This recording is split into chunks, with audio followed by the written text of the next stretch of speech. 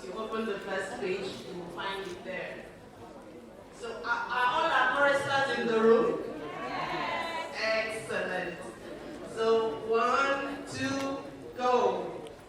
All across the nation, all around the world, women are longing to be free, no longer by side in true equality. So sing a song for women everywhere. Let it ring around the world and never, never cease. So sing a song for women everywhere. Equality, development, and peace. Yes, thank you so much. Go ahead and give that one shout. You're shouting for yourself, you're shouting for the women of the world, but most of all, you're shouting for one woman. Very shortly. And as you can see in your program, I will not be piloting this agenda by myself. We will come to that shortly. But for now, let us first of all take the welcome and the coordinator of the BAF at 60 Conference Organizing Committee to please give us the official welcome remarks before we get started. No woman, no nation. No woman, no nation. No woman, no nation. Thank you very much. Your Excellencies, ladies and gentlemen, all protocols duly observed. I want to do a warm and heartfelt welcome to each and every one of us seated here today, because I need to say I'm very, very happy today. I'm very, very excited, to be here today. My own special sister, a friend, a leader of leaders, a woman of the people. Ladies and gentlemen, I'm very, very excited to be here. The theme of this conference is Sisterhood Across Borders, Perspectives on the Leadership Journey of BC ADELEYE at 60. I want to say it's an honor to stand before you and address this remarkable gathering filled with the promise of unity, compassion, and the power of connection. Our main objective here today is to share experiences with sisters from the North and South, and particularly from other African countries, who have been involved in solidarity building, feminist organizing, and taking impactful action in different countries. We are blessed to have our feminist sisters here from across the world, present today as participants and speakers. I welcome you warmly.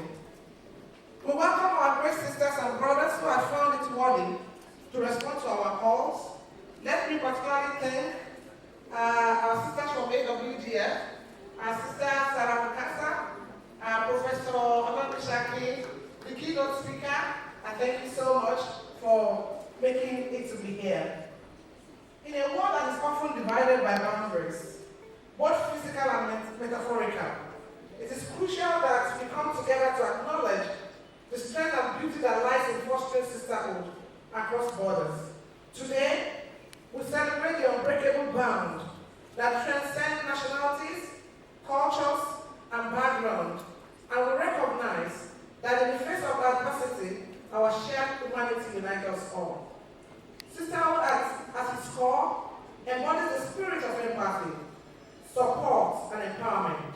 It is a testament to the resilience and courage of women who throughout history have risen above societal constraints, prejudice, and discrimination to forge paths of progress and celebrate each other's achievements. It's a world of rapper. Please give a round of applause for the recognized. that the struggle faced by one sister resonates with us all, regardless of where we come from. The solidarity. As we gather here today, let us reaffirm our commitment to fostering sisterhood across borders. Let us pledge to transcend the limitation imposed by borders, whether physical or ideological, and global community offers. Today, we celebrate the countless stories of inspiration and achievement that exemplify sisterhood across borders. We celebrate empowering sisters around the world. We celebrate a gender activist, a feminist, who has fearlessly spoken out against injustice, igniting movements of change that innovate far beyond our own community. We celebrate a woman who has been dedicated to building bridges, fostering understanding, and nurturing faith. We celebrate a quintessential woman, a woman of valor, a woman of substance, a woman with a difference, and a powerful woman, a powerful woman. We will continue to celebrate you, and a powerful leader. Beside every successful woman is a great man. Sam will celebrate you.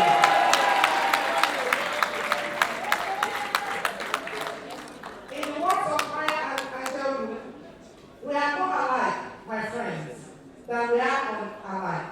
Let us remember these words as we continue on our individual journeys, bound by the threads of sisterhood that connect us all. Once again, I extend my warmest welcome to each one of you. Before I wrap up, I would like to recognize my sisters and brothers that we work together to put this together. Please, I want you to please stand up for recognition. Please, sisters, please a round of applause. Please do not have a problem without sisters and brothers. That's what I said. Sisters and brothers. So we all put this together, and I am happy that you are here today. Once again, my big sister, my mentor, I say, congratulations, ma'am. Many admiration. I think she deserves a big round of applause for that. You know, while sitting in this room today, I want to give you a forewarning. You have to be rubbing your hands. Because I'm going to do a lot of clapping all through the day. It's a celebration. I'm sure when they called you to come for conference at Civic Center, did you really think you were coming for conference? You are here for a conference, but it's a conference of celebration. And we are absolutely delighted to celebrate this phenomenal woman. We are going to move along very rapidly with our program. You're welcome, Your Excellencies. You're welcome, the representative from the Oba of the Coast. We are delighted to have you with us. We will still get down the rank and file of our acknowledgement, but just to get the program forward a little bit, Everybody is someone who takes great pride in reminding you that she is proudly old school, in a manner that makes her ever so relevant for the new school. And everything that we've done to put together this conference is to try as much as possible to showcase the value system that this woman represents. You know, she is like that favorite auntie in our respective families that we all love to hate, or hate to love. With a very charming smile, and assures you that of the truth, she really means no harm, whatever the stance she is taking. She's a wife, she's a mother, she's a sister. Like Dr. Abiola says, she loves rappers and willingly gives one out daily. She's walking down her share of life's valley of the shadow of death. She's a comforting arm on the shoulder. She's a set of something soothing, offered as whispers or above whispers, as the situation demands. She is a woman, and today she is 60.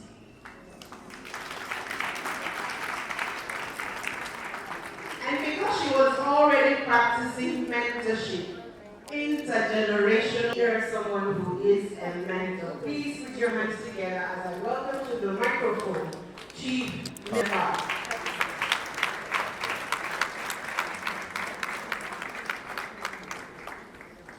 Thank you very much, Amy. Your Excellencies all, very very distinguished men and women. Today is so unique because when I woman, married, mother, soon to be grandmother, I hope, joined group. But more than anything else, one that not only speaks true to power. It doesn't matter even if it's him. She speaks true to power. And you know what I'm talking about. Can we please be on our feet together with me and give glory to God, and let us just keep clapping. 60 years to celebrate a woman whose other half, I'm sure, is the most proud man on earth today. Thank you.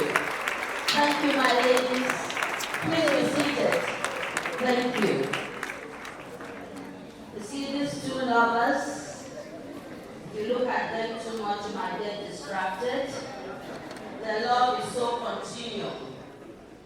And so today, I'm so happy to be back in Lagos. It's only the review that will bring me in less than a week to be here. I've missed Lagos, so I'm happy to be back home.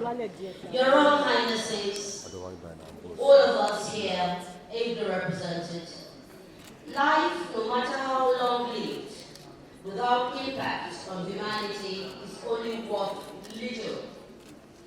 Today's event is all about giving true meaning to human existence. And that's what that's what she represents. There is a woman who walks the talk and ensures that life in itself is full of the essence for which we are all here gathered. Her Excellency, my sister, with her long wrapper going from coast to coast, with above whispers so loud for everyone to hear. Sisterhood should and must be without borders. Whenever women are on the face of the earth, there must be no borders. Only sisterhood must be the currency, and without limitations. Your Excellencies, all very distinguished ladies and gentlemen, welcome to the illimitable sisterhood that we are all together seated today to celebrate an icon, to celebrate a woman, a daughter, a mother, a wife, a developer. Distinguished ladies and gentlemen, let's put our hands together. Everybody here must be at some point, but I have the longest list of people who are going to be their goodwill messages. And it's long, so I want to appeal, I want to beg, in the style of Her Excellency. When she came in, you saw it, you would know it. Area supporter all over the years. On behalf of the Nigerian Women Trust Fund, we facilitate with you. We pray for you as you move on to the 6th floor in your life. We pray that you see more grateful years ahead. We're very proud of you, especially in your support through the lifelines of mentor. She has mentored us, and we have people she has also mentored here. NWTF mentees, are you here?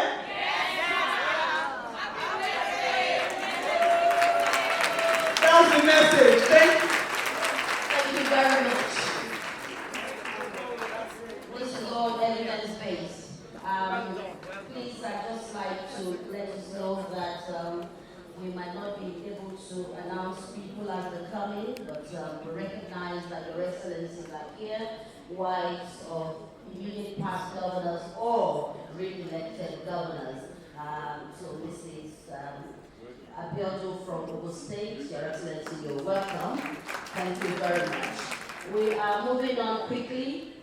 One of the pillars that has allowed gender activists to be able to continue to do their work is that the third celebrant ambassador of UN Women is UN Women.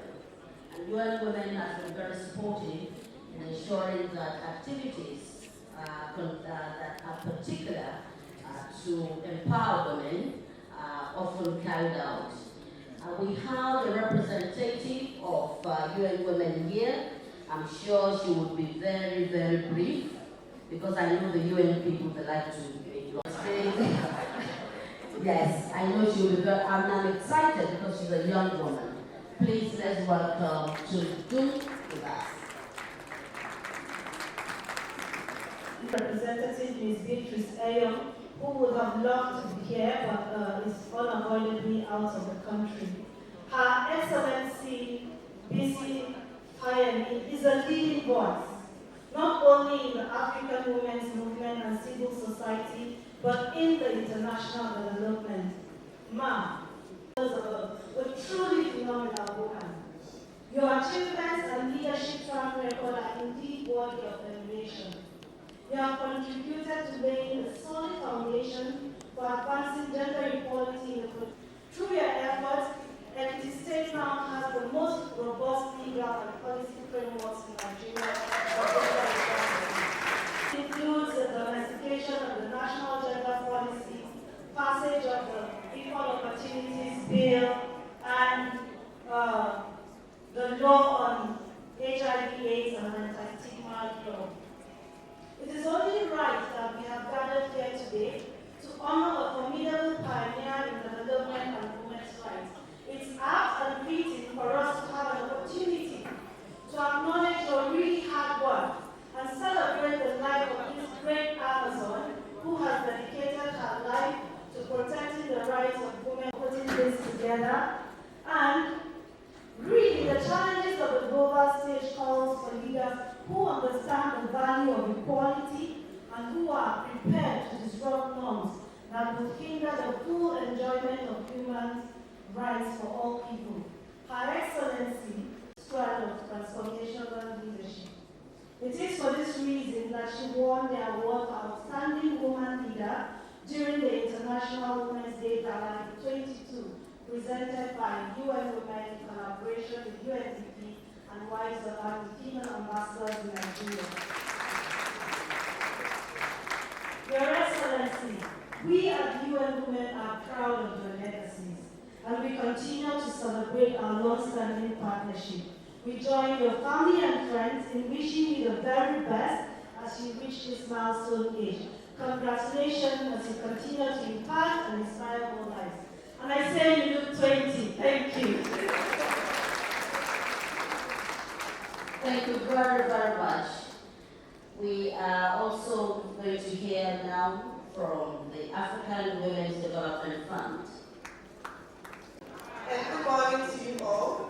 My name is Gertrude, and I'm here representing the African Women's Development Fund. BC, we celebrate you today. We are so excited that you are celebrating this milestone. For those of you who don't know AWDF, BC was one of our founders in the year 2000. AWDF is now 23 years old, and we are growing as an organization because of the foundation that BC laid as the first executive director of AWDF. BC was the director from 2000 to 2010, and in the 10 years that she was executive director, the organization grew in terms of the amount of funding we provided to women's rights organizations across Africa, in terms of the institutional development of AWDF itself, and that is why today we are here as an organization growing from strength to strength. BC was an amazing leader to work with. Her personal ethics was amazing to watch. She mentored all of us, she inspired all of us, she motivated all of us, and it was a pleasure to work with her. I'm here on behalf of all of us to say thank you and to celebrate you today for all the amazing work that you've done for women's rights organizations across Africa. Thank you. As we continue to celebrate our sister without borders, I will please beg my colleagues to please, if you can, you can focus your camera and find a place to stay so they're not disturbing you and making this very interesting. We don't want anybody in next spring later on. Thank you so very much. Can we please share ourselves on this side of the divide? Thank you. Can we, yes, in such a way, please take your leave and find a place to sit. Thank you. Yes.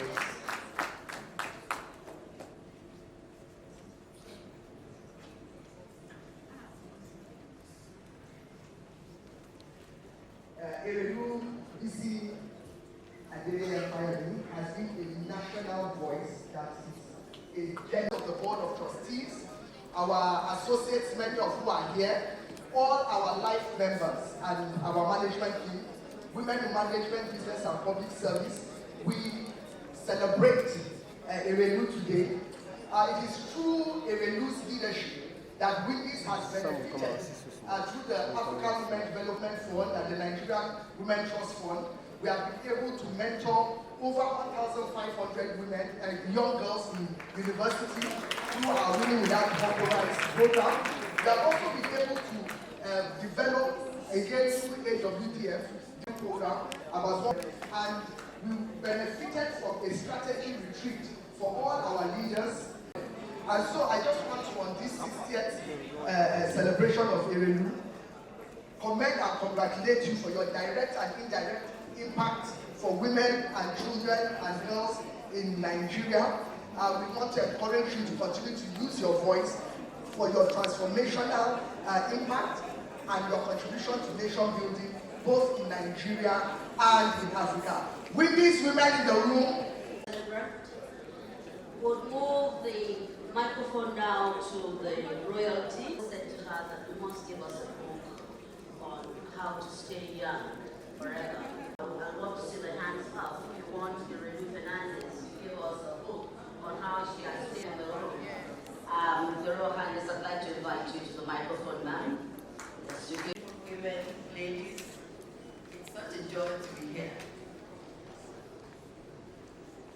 I met the husband of the celebrant many years ago. Are you supposed to come and shout at me like that?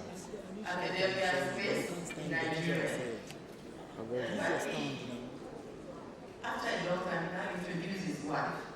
I looked at her and said, she looks like a bright-eyed, bushy-tailed African woman. And I moved on. In later years, I got to know her very well. And I was amazed, not impressed, but just amazed at her capacity, her intellect, her desire to just excel and add value to the lives of people around her. And of course, I gravitated towards her. And then I discovered that such a brilliant woman is also very cognizant of who she is, her culture, her tradition. And for me, I'm a diehard for tradition, foremost. So of course, and I thought, well, now we have a champion. A champion in all its ramifications. Not a pseudo champion, but anywhere you put her, she will fit in and she will fight your cause. So for me, it's a privilege. Although I'm almost 2 decades older, but I am so privileged and happy to be there to celebrate it today. You deserve all the accolades and all the brilliant things that have been said about you. And, you know, 60 years is very young. I'm still there to go and continue to add value to my environment. And you are just 60. So, testimonies, I know. So I wish you all the best. And also, I mustn't forget this. You fill the void, you dot the T, quietly, elegantly, you know, just giving full support. Congratulations. I can see you appreciated all your efforts. I wish you all the best. Continue to enjoy the grace and the blessings of the Almighty and remain beautiful. Congratulations. Very important. Stay beautiful. looking at 60 as old, I think is about Irelu. One thing that she has done for this country, uses every opportunity to uplift. Assumed the office of being the chair of Nigeria Governors, seized that opportunity and made a rather, I'm choosing my here, so I don't get into trouble, but something that went a bit comatose, she brought it to life. She not only do that, she also institutionalized it, so that today, above whispers. And this to me later reflects on the woman Bisi Adeleye. The question we start asking ourselves is, what really have I done for humanity? Irelu Bisi has shown, and why we're all here gathered proudly to introduce Your Excellencies, or please can you stand up for your sister, all the excellencies in the room. My sisters, and thank you, God bless you. All the current chair, Nigeria Governors Wives Forum, will speak on behalf of all the other first ladies here present. And I want the applause to continue. Yes. Well, she's asking all the that is the sisterhood that Irelu Bisi started with this forum, and it has continued. Just hang around. Very safe, very, very safe.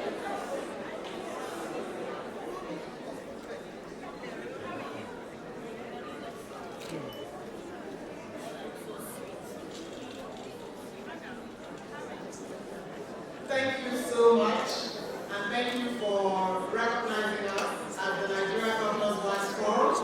Of course, we're here to celebrate with our pioneer chair. We call her Chair Emeritus. So, happy 60th birthday, Chair Emeritus. Your Excellency, Governor Fayemi, our dear celebrant of today, Her Excellency Irelu Bisi Fayemi, my dear sisters all standing here with me.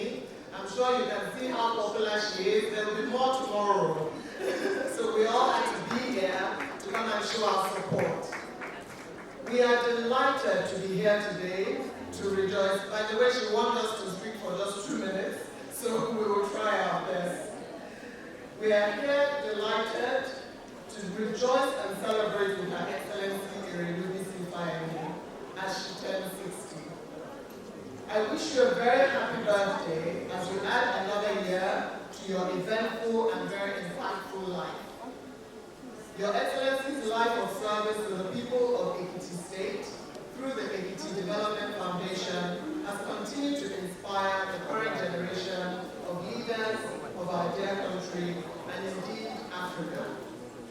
A champion of many impactful initiatives, you will agree with me that Irelu Bisi Fayemi's contributions to the development and empowerment of Nigerian women is indeed laudable. Your Excellencies, distinguished guests, ladies and gentlemen, working together at the Nigerian Governors Wives Forum, Irelu brought her experience and expertise to bear with masterful lucidity. A mobilizer of repute, her tenure as the chairperson of the Nigerian Governors Wives Forum heralded significant development and enviable successes were recorded. We started with the outbreak of the COVID-19 pandemic. We went into overdrive and we made sure that we were in real advocacy for gender-based violence because there was a spike of incidents during that time. We started off as the Nigerian Governors Wives Against Gender-Based Violence, and then later on, with the drive and the zeal, and everybody saw what we were doing, the First Lady gave her concurrence to us coming together as the Nigerian Governors Wives Forum. A mobilizer of repute, her tenure was very successful, as I said. We are indeed grateful and proud of your immense contributions in this regard, as I assure you that we will consolidate on the successes and the achievements you've left behind. As we celebrate this remarkable milestone today with family and friends and associates, at the Nigerian Government Wives Forum, we share this joy and unanimously we enjoin you as the chairperson of the Forum's Board of Trustees. I'm sure you all didn't know that. We decided we weren't going to let her go, so she's now the chairperson of the Forum's Trusteeship Council. On this occasion of the 60th anniversary, and on behalf of all of us standing here today, your sisters, I rejoice with you and happiness. Everybody has said how young you look. We reiterate that, and we're all striving not to be babies. We're all making sure we're not left behind.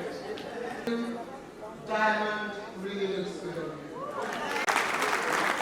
Thank you very much, Your Excellency. So much. Thank you. Thank you very much.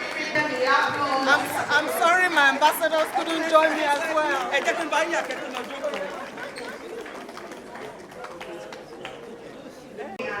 my honor and privilege to invite one woman who has made sure that women's voice is heard loud and clear, far and wide. Please welcome the CEO of Women's Radio for the introduction of the keynote speaker. Welcome our sister, Tony Okewale Shonaya. If you don't want my task to be deflated next time I go home. Well, she's making her way up to the stage. At this point, we will really request, we're going to a very social media, traditional media, national media, global media.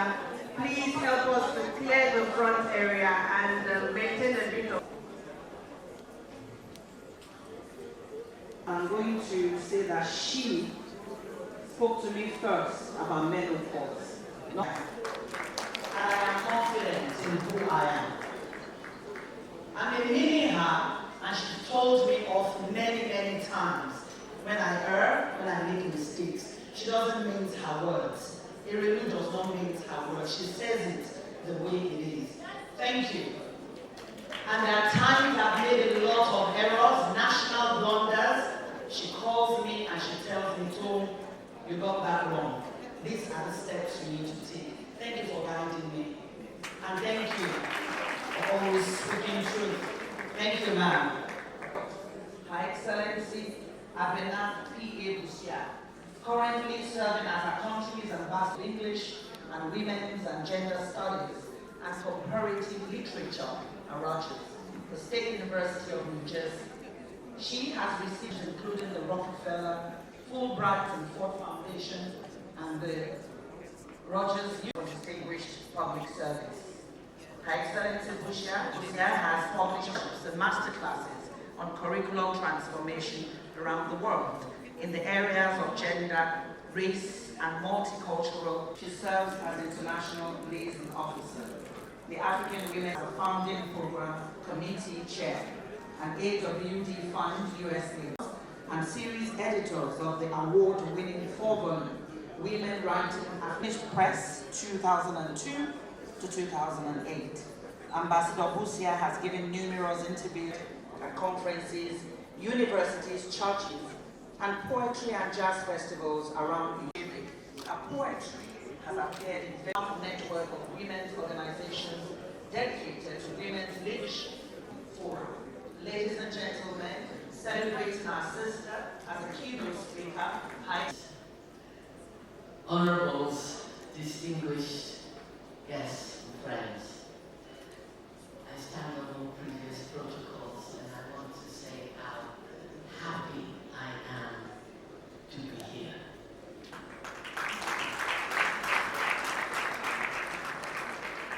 You all know by now why we're here. We're celebrating sisterhood across borders by reflecting on the leadership of our wonderful little sister, Erin Bisi Adeleye by name. And I have to say, it has been mentioned often how one of her is mentorship. Another of her passions is intergenerational mentorship. But I am a witness to the fact that intergenerationality does not have to be from the older to the younger. The last time I saw ADELEYE was about 5 or 6 weeks ago when she traveled to Brazil for my 70th birthday. And I'm very proud of the fact that much of what looks good on my CV is because when we met, she took me under her wing and decided that I too needed mentoring. So my task today is to set the scene, although the scene has already been set, for a continuing conversation that is going to take place the rest of the day, to really highlight what has been said about what we all in this room have learned about sisterhood across borders. So I thought I would begin just by pinpointing 2 words which we think we know, and what they can come to mean when they are put together with each other on this occasion in the context of celebrating our dear ADELEYE. Are trying through that word to articulate a sense of bonding, a sense of community, and accepting and safeguarding and acting out on the meaning of that word. And I want to stress love, friendship. They need to be protected. They need to be.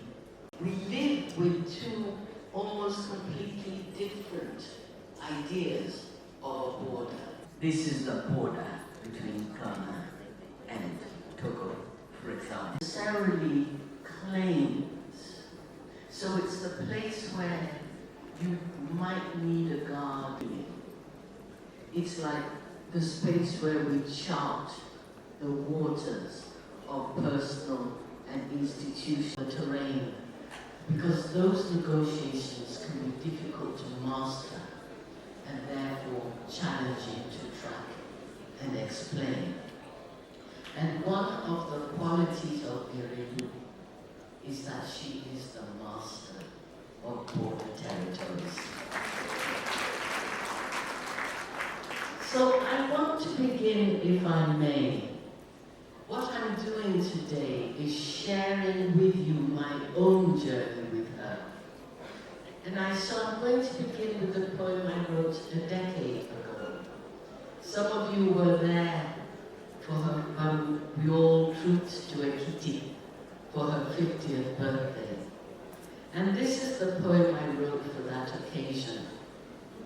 It's called Snapshots of Friendship, because what I want to do today is to explain why I talked about the things I talk about in that poem, to give an insight into how she can nurture her friendship and turn us all into leaders and philanthropists.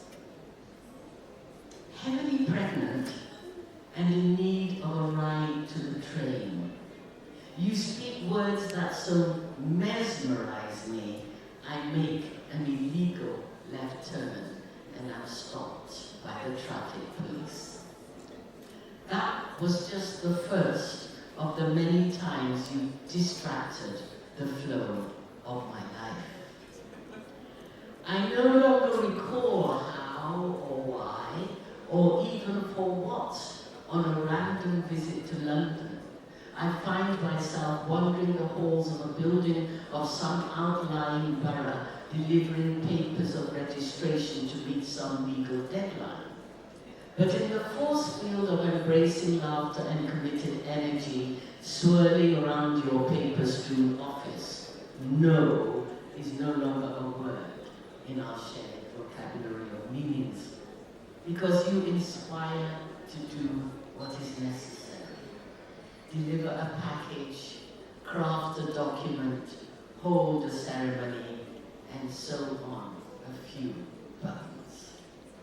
It is the grace with which simple gestures are received that consecrates those acts. Thank you for all of it. We act like you surely were born speaking above a whisper.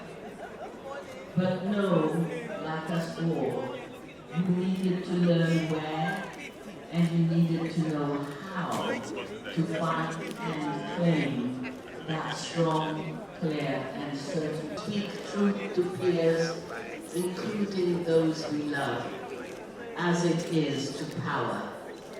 But you fear none of that. So from cross may thrive. You have granted me a sisterhood in whose membership I can be proud. For we are changing our night to draft another memo. Thousands you've helped raise for the sisters who plant the mushrooms, build the markets for our children.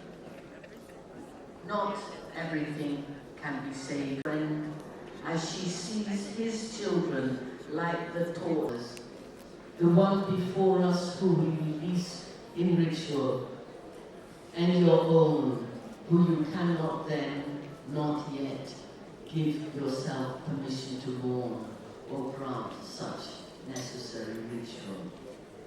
Yet you always believe in faith. The God who spares us nothing sustains through all.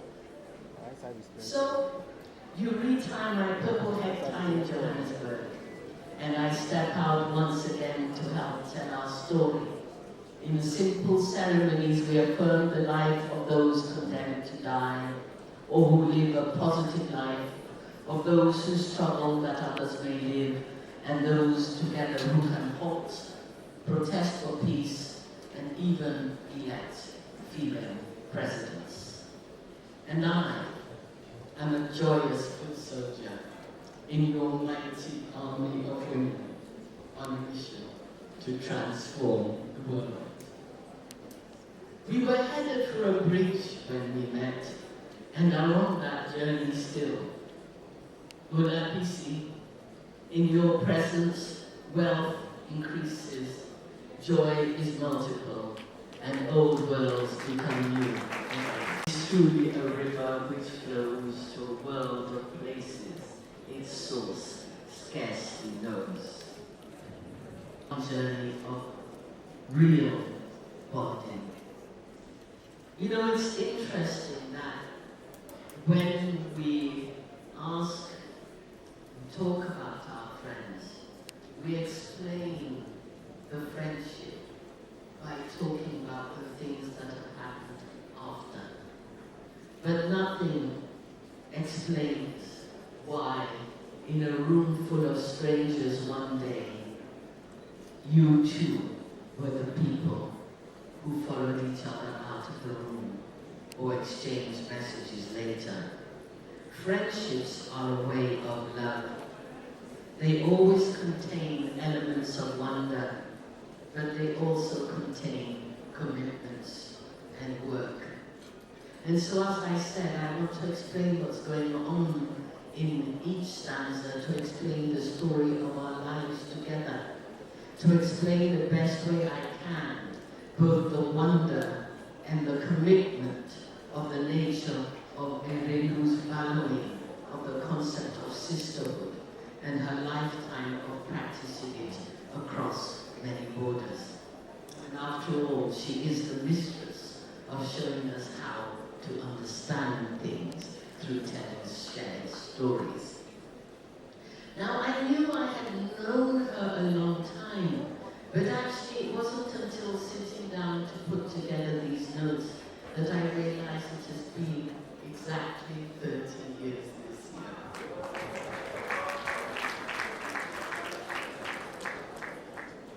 But I'm here not because she's a friend I have known almost half my life. I have a lot of friends. Some of them I've known for 56 years and they came to my party. We are here holding this conference because what has brought us here is the reality that ADELEYE has honored her sense of an expansive friendship, her sense of sisterhood, by creating tangible legacies in the institutions she has helped give birth to. Those things she has done through her deep faith in her God and in communities and sisterhood. And it is her ability and her passion to reach out across many borders in what has already been mentioned today, in ethical ways, in order to create institutions that are changing the world, and that gives her a following like this. We will cross half the world to come and honor her. Establishing the African Women's Leadership Institute, the African Women's African Feminist Charter, as we've just heard, the outstanding transform, and then now the Above Whispers Foundation, which promotes women's leadership program booklet. That was just a brief summary. For example, for most of us, just one of those institutions would have been enough to make us rest on our laurels. Human Rights Conference in June of that year, but it was a brief encounter. I was a member of the board of the Center for Women's Global Leadership at Rutgers, but I was not going to Vienna at that time, as I was heavily engaged in setting up the committees in Western and Southern Africa and starting the work of Women Writing Africa. So we met properly the following June when BC attended the Center for Women's Global Leadership meetings, and I, as a board member, attended the public functions. She was pregnant, and Jimmy is a big boy. He was big, even in utero. So at the end of the function, the organizers I happened to be present when they were discussing getting a taxi to get her back to the railway station, and I offered to drive her there myself. And she doesn't like being reminded of it, but I do say it was her fault. I know that road very well. And there's a certain traffic light, you're supposed to go through it, under the railway bridge, and go round, and come back in front of the railway station. I made an illegal left turn. And of course, there was a policeman there, and I got the first ever ticket I had ever received for doing something illegal on the road. But it was because I was listening to her. I was listening to her dreams. I was listening to her aspirations and the things that she was planning. And I promised that I would go and see her that summer because I was going to be in London. So as I said in the poem, I actually can't remember why I went to London and why I went to the offices of Akina Mahawa Africa. But I remember what was going on in that office on that day. I think either they were just moving or something was happening. There was energy, a touch of chaos, a little bit of concern, but the atmosphere was active, vibrant, eager, and electrifying. Entering that room, I was negotiating public transport to run to some obscure borough human person to take it, and I'm the human person that walked in. Whatever I could do has been to be a kind of happy footnote to make whatever dream. I was part of the original team that crafted the first vision statement and mission statement of the African Women's Development Fund, sitting together. Eye-opening and life-changing moment. BC had organized the African Women's Development Fund and had then chosen a moment. It wasn't billed as a fundraising, it was a launch. And I arrived from New Jersey early, just evening, so I didn't want them to worry that I was missing somewhere on the Jersey Tunnel. And they were very busy preparing something that was clearly... And it was an unusual button, so the buttons needed changing. Now, I actually happened to be the... So I said, I got this. I went running out, got some buttons, and came back and sewed them all. Stunning to me. Because I thought, you know, I'm emceeing. But at that ceremony, we raised 30. Would not do something like that if she did not know that the pledges were in and just announced that day. But what moved me was women started walking up and pledging their own funding, of them actually handing over what should have been their per diem, and that showed faith in our collective futures. It's a privilege to be present on many of the occasions, that are especially those that have to do with AWDF. But I haven't all writings. It was when I was reviewing, as I have said before and I will say again, as a writer, she has mastered the cadences of her own oral voice and how to put it in writing. When you read her, you can hear her speaking. And that is actually quite difficult to do. But more important is why ADELEYE writes. In everything she writes, whether autobiography or blog, by the time you reach the end of the piece, you appreciate how very succinctly she's managed to tell complex stories with elegant simplicity and extrapolated a lesson about sisterhood, solidarity, and social justice through experiential learning. A year or so ago, AWDF USA, the sister support organization in the States, outdoored, as we called it, their intergenerational mentoring network. I was the guest speaker. And in one of those prep meetings, somebody referred to Where Is Your Rapper? That wonderful piece that gave the name to Loud Whispers Volume 2 of BC's collections of writings. And as we all know, it's a piece in which ADELEYE tells the story of a group of women in the marketplace when one of them falls into distress and goes into labor. And the women take off their wrappers and surround her to give her privacy while they help her. In the rendering of that story, we have her metaphor for women's solidarity, women's ability to improvise and protect and look after ourselves whenever and to do whatever is necessary.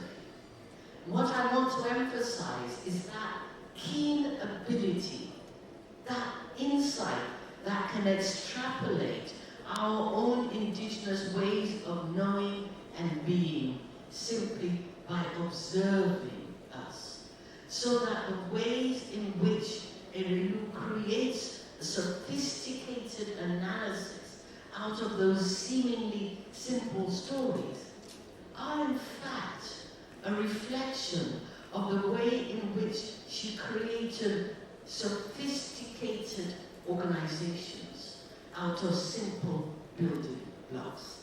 The two go hand in hand because she focuses on what is the essential. I was so happy to hear Gertrude mention the foundations of AWDF. Those of us who were there will never forget her sometimes annoying attention to detail. Everything was thought of.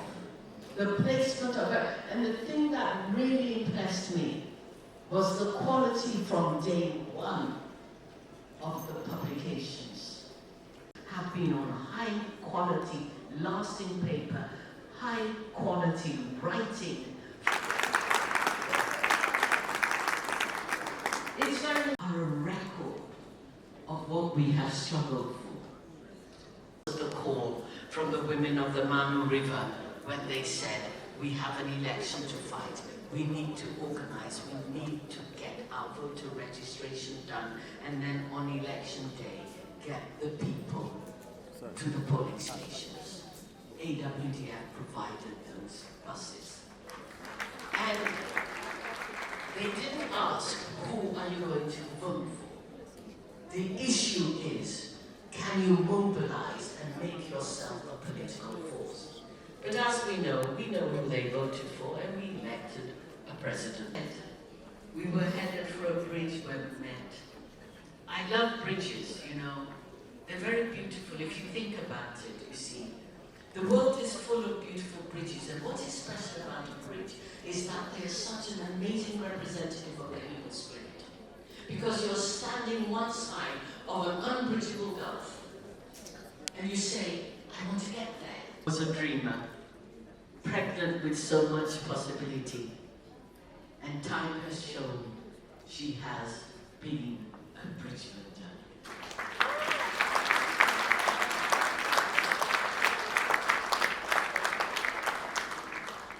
The lessons are not over. Our First Ladies have just shown us what she has done.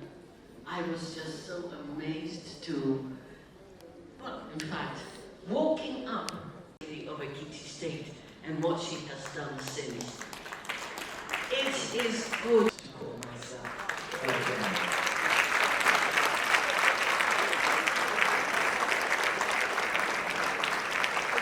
Yes, you can do better, no problem.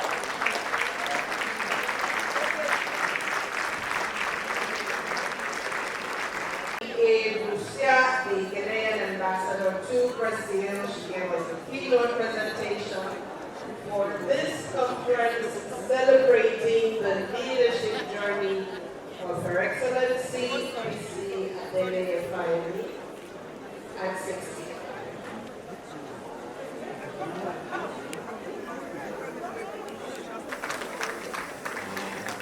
Thank you so much. Everything that Prof said narrows down to this one sentence which she profoundly presented. She said the reality is that Erelu has honored her sense of leadership and sisterhood, and that's why we all have turned up here today. Thank you, and thank you very much again. Once a minister, always a minister for women affairs. We acknowledge and celebrate the presence of Her Excellency Dame Pauline K. Talent, immediate as Minister for Women Affairs today. Quick housekeeping, we acknowledge everyone who walked in Prof was speaking. We are still going to acknowledge formally. For quick housekeeping, we're going through a very short break now, and I'll tell you so that process can be handled very efficiently. Stay where you're seated.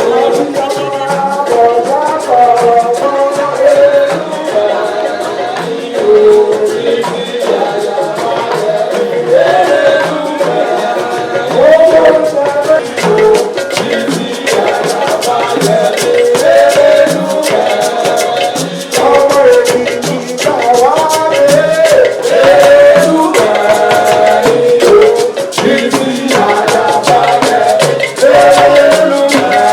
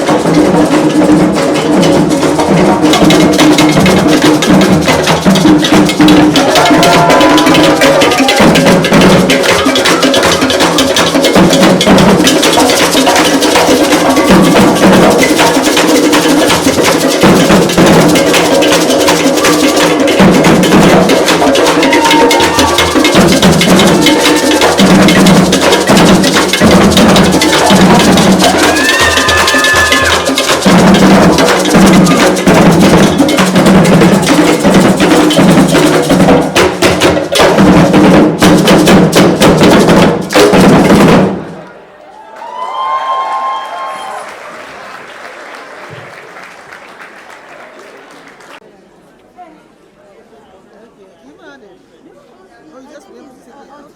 think it's important to mention and to acknowledge Dr. Kayode because if Dr. Kayode was not the wind beneath her wings, if he did not allow her to blossom, to be who she is, all of us would not have benefited from Kayode. And so Dr. Kayode wants a big thank you for being such a wonderful and supportive person. And I pray from Dr. Kayode. Thank you very much for being here.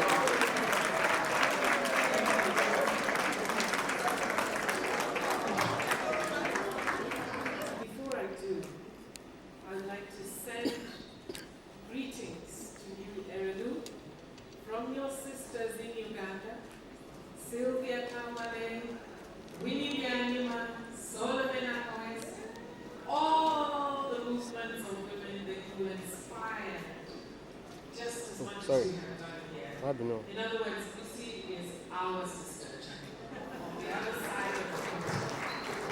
And also greetings to His Excellency, Kayode. So, I mean, I think in terms of a shared purpose, right, one always needs, just from one's own observations, that there was something that needed to be done about the lives of African women. I was in London, my mother was there as a refugee from Uganda, and I always knew that something needed to be done. But I didn't know what exactly I could until I met Bissy finally, who was a young woman then, much younger then, I think in the early 90s, young woman, full of passion, full of vision, full of fearlessness, and I would say full of love. Really love for Africa. Love for African women. And belief in what Africa could be. Right? A sense of sheer determination and self-belief in Africa. Because, you know, I mean, our historical context in colonialism and so on places at a certain end of, you know, development practice and so on. And BC just tore through all of that. She wasn't going to have any of that nonsense, right? We were in London, if you recall. It was a small self-help organization for African women that were trying to link, you know, their existence in Europe to Africa. And the mantra of that organization was speaking for ourselves. And BC stuck to that mantra. I don't know if people can imagine what it was like then. You get a doctoral student in some English university going to Africa for 2 weeks, observing the women of Africa, possibly they came to Ekiti, and observed the women of Ekiti, and suddenly they were the Some delegations, men led the women, right, who will fight them. And I will give you a story about what happened a couple of times in the place. Not just yet, I'll keep that. I'll keep you listening, right? Jeanette, can you please build on that? Good afternoon, everybody. I'd like to pay a special tribute to all our political leaders who are here today, our traditional leaders, and indeed the community of men and women who are here today to celebrate a woman, a pioneer, a committed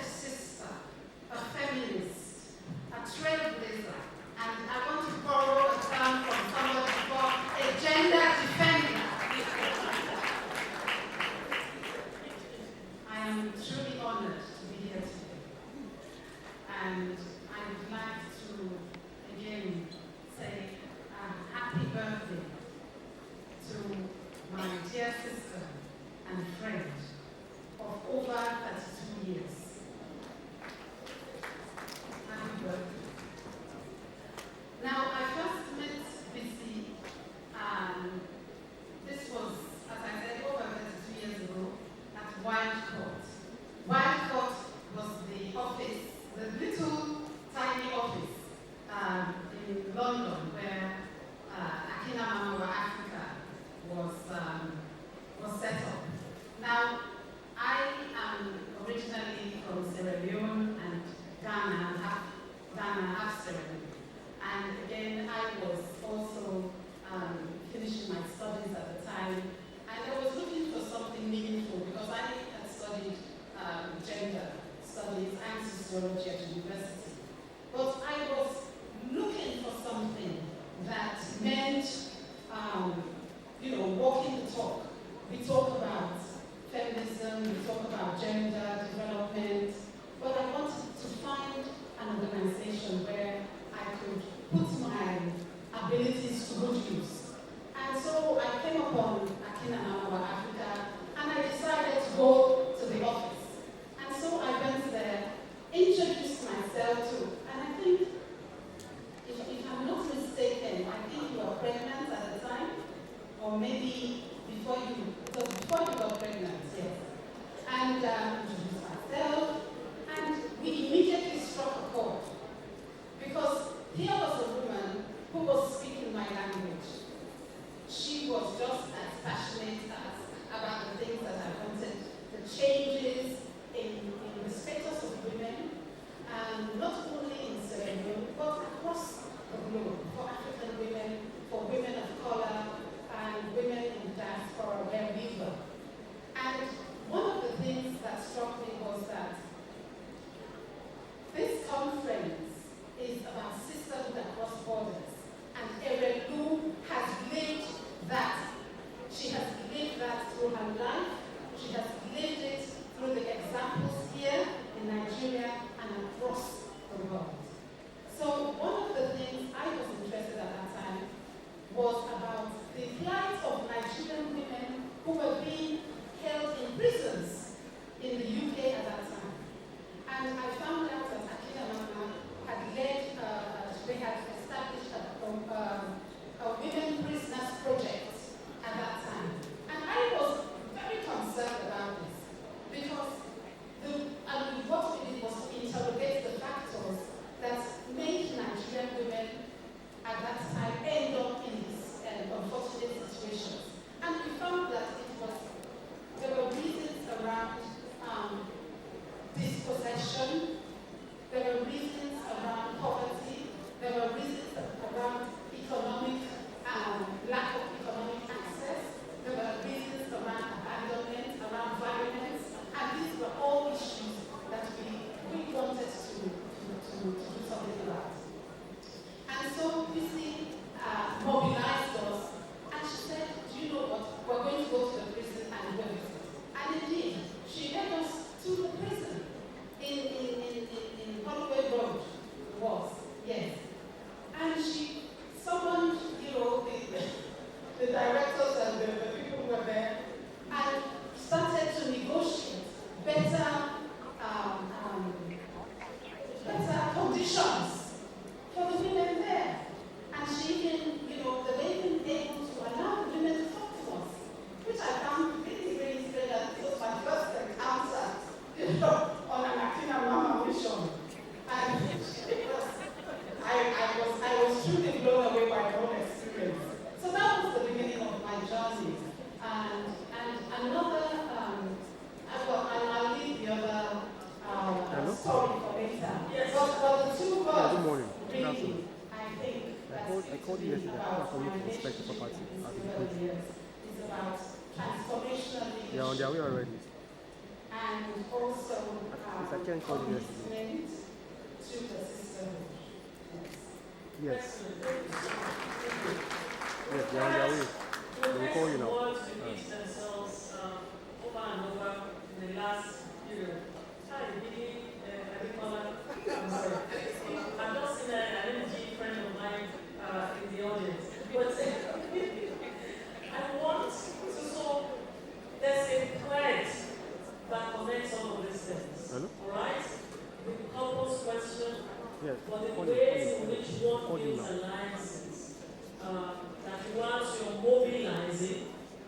you're also building institutions. This was the first time that we heard a group of African women talking about not going hand in hand. And interestingly, have you seen a story in this room? BC and Auntie Hilda and Auntie Joanna, they all got together and started the African Women's Development Fund because they were tired of carrying begging balls around, raising funds for these women's projects. And they said, what stops us from having our own organization and funding women's work?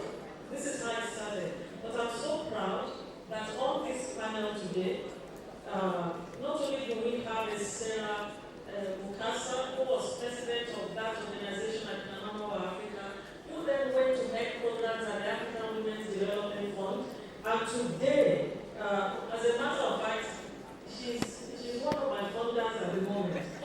She's director of the Women's Rights Division of the Open Society Foundation Africa. So you can see the trajectory of this woman. All right. Taka Lori is, you've already seen in your program that she's lawyer, management consultant, leadership development specialist, and board chair of African Women's Development Fund. Can you elaborate a little bit, just in a couple of minutes, this sense of mission and shared values?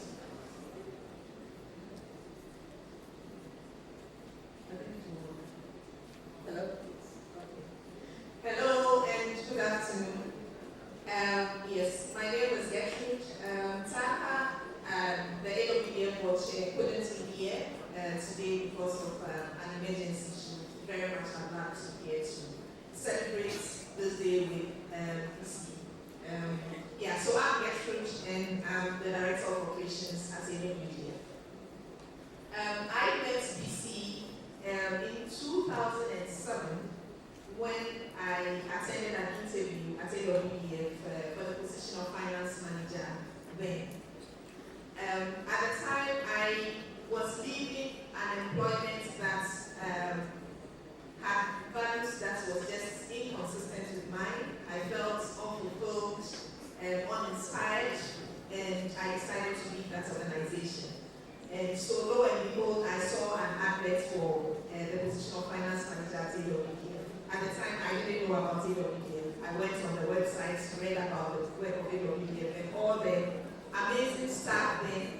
And I could immediately see myself working in that organization. And I was hoping that I would be selected for the job. So yeah, I was going for the interview. Of course, I mean, we all feel differently when we go for job interviews. I was nervous and all that, but you know, BC was all smiles, welcoming. It was a conversation, more or less, you know, and I left that interview even feeling more inspired and wanted to join ADELEYE. And so lo and behold, I got the job. And I've been at ADELEYE for 16 years now for a whole lot of reasons. The first one being that ADELEYE was a place that I was inspired. I believe in the vision and mission of the organization. And I've been inspired to go to work every single day. So back to BC, and for me, the shared values. I worked with her for almost 4 years. And every day interacting with her, it was clear that she was a visionary, she was a strategist, she knew what it meant to have sisterhood and solidarity. She laid the foundation at ADELEYE for institutional ethics, as I indicated. I mean, for any organization to thrive,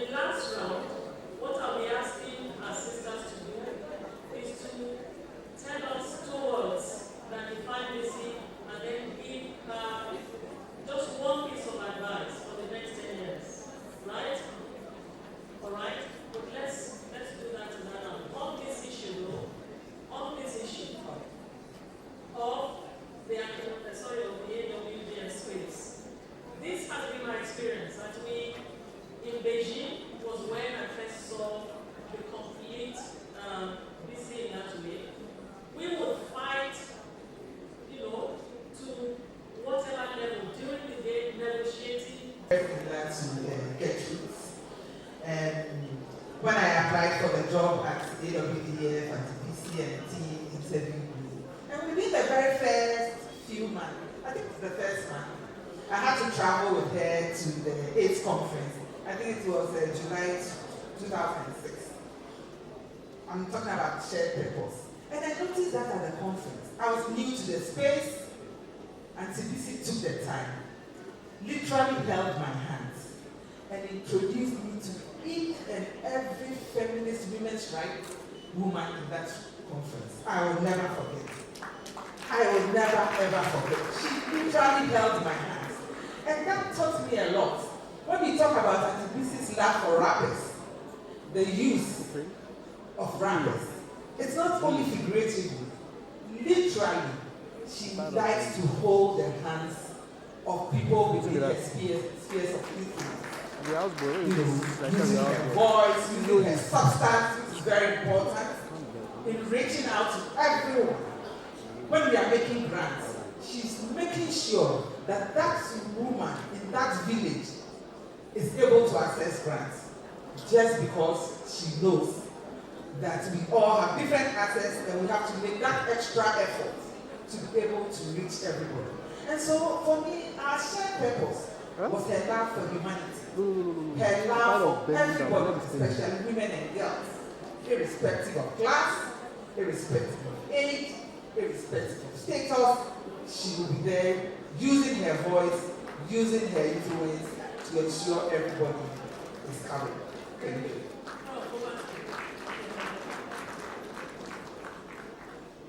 Are you good? Actually, usually when you ask this question, it's difficult. But it's not today. Because we all said the same thing. Basically, different variations of the same story. Irene busy underneath my name. She's quiet. Her manner when you first meet her is unassuming. And she has... And you say little by little now. You say little by little. Much compassion. What Sarah said was true. I think it's important that she's a historian as well as a journalist. It's very, very important. Because the depth of understanding that her training as a historian gives her, never leaves her. So every space she occupies, every person she meets, every institution she wants to engage with, she knows the history. She knows who we are. She knows what she's doing. She knows where she's going. And the other thing which we've all mentioned, she doesn't ever assume that she can do it alone. She has faith in her vision. And if you don't share her vision, that's cool. She'll find somebody who does. You don't have to know her. You just can't keep her back. So it's that clear sense of we can do it. You know, what Gertrude says struck me, because BC doesn't command, but she also doesn't ask you if. She tells you that. You don't say, do you think you can handle this? And she doesn't say, go and handle this. She'll tell you, I know you can do this. And the way she says it, you're not going to turn around and say, no, I can't. You're going to step out and you're going to do it. And it doesn't matter what that it is. With Jeanette, because this sounds all romantic, right?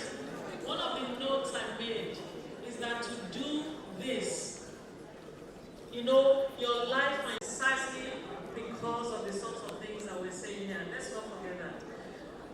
One sentence, next 10 years, piece of advice for our sister. I would like to give advice not only to my sister, but think it also applies to all the women in the room, particularly the young women. And what I would say is that it's about sacrifice. And ADELEYE, in walking this talk, has made plenty of sacrifices along the way. And it's a journey. And particularly for our younger sisters, we cannot bring about the changes we want to see overnight. And sometimes it takes sacrifice. Sometimes it takes sleepless nights.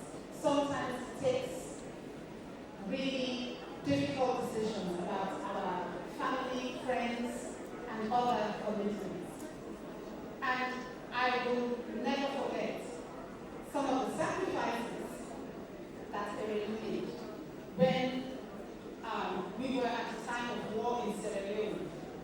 And she flew from the UK into the war zone.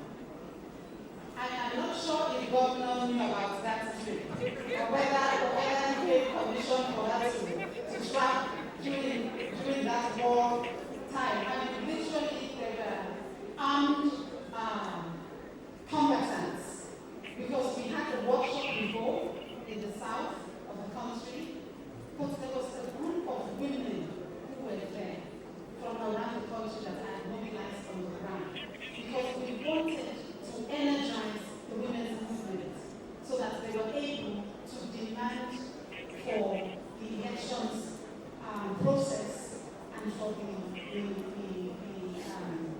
negotiations around the border factions. And she came by helicopter from Guinea. I mean, this was a whole woman of substance and a mother and a wife. She flew into the war zone. Yes. So this is what it's about, the recognizing the sacrifice that needs to be made, and to encourage her to continue despite the challenges along the way. Because although we see her looking very bright and beautiful and looking as if everything is fine, but she does have challenges and she will continue to. And that's what transformational change entails. It's not just about the bright and beautiful, it's about what's happening down there as well. Thank you. The rest, one sentence, please. Next 10 years. You know I didn't fly all the way from Uganda to but I shall try. Thank you. You know, what I think is truly remarkable about BC's understanding and reading of the world is that, you mentioned this, without the foundation, the head can't, it can't function, right? That our leadership is rooted in an understanding, right? And a connection, and a seeing, and an understanding. Is one of OBC's other amazing contributions is that she has theorized around our experience, right? And you know, that's been hugely disruptive, because the space for theorizing was occupied by a certain group of people who came to gaze at us and then name our problem. And so BC has been one of those African women who have used the spaces that she had created to theorize our experiences and root our leadership priorities, link them in the struggles, the contributions, the joys, and the passions of women at the roots of all that we're doing. And I think there's a huge disconnect in leadership, right? There's a huge disconnect, whether it's political leadership, whether it's civil society, whether it's even philanthropy, even in the private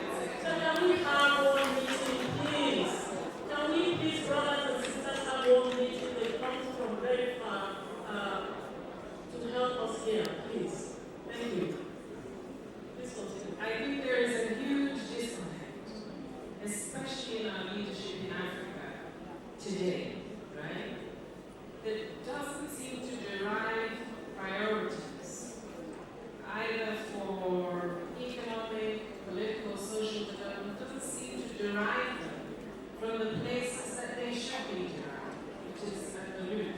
And BC has been steadfast in that. And she has never, she's never wavered from that. This is why, I want to talk about, in numbers, right?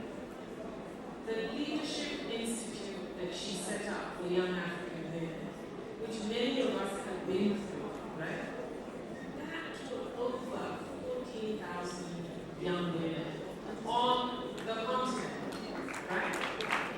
African Women's Development Fund at the time that I had made grants in no less than 42 countries on the continent.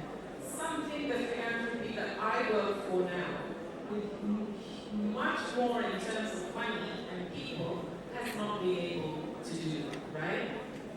I think her leadership is disruptive, it's subversive, but it's celebratory, and it builds linkages and bridges. And I wish that she would teach and preach this to all our leaders. Where is your record about this when you come and present to us as a leader for election? Where is your understanding? Where is your grounding?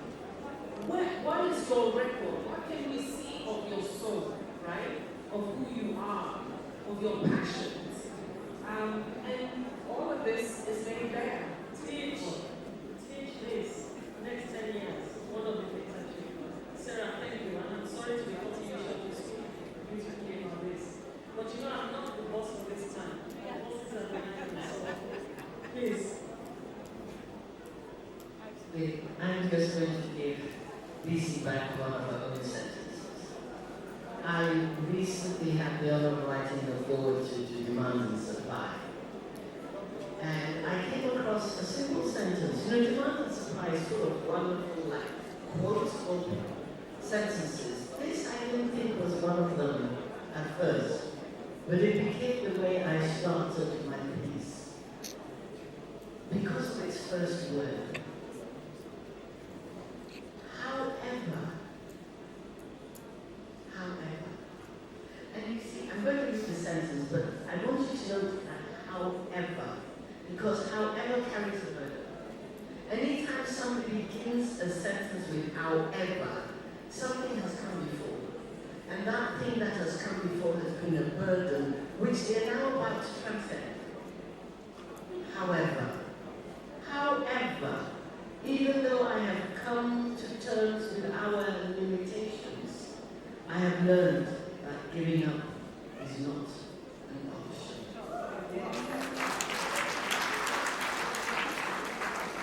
I have no advice except keep on doing that. Keep on believing that. Thank you. Thank you. Thank you so much. Yes, as yes, continue to be your authentic self, providing the support and the guidance that you've been providing for a lot of us. And along the way, please remember to dance. In the rain, in the sun, and the stars, please remember that. Remember to dance.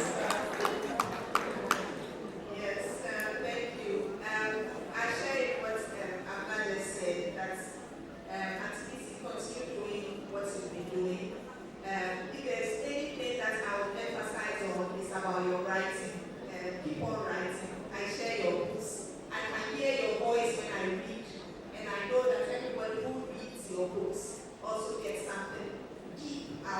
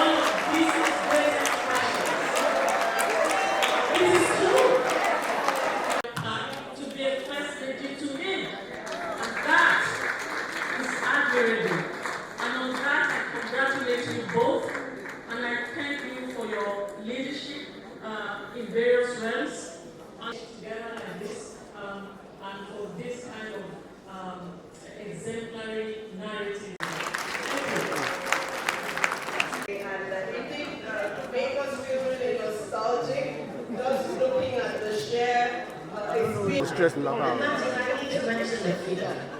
To date, AWDF has given away $80 million. $80 million.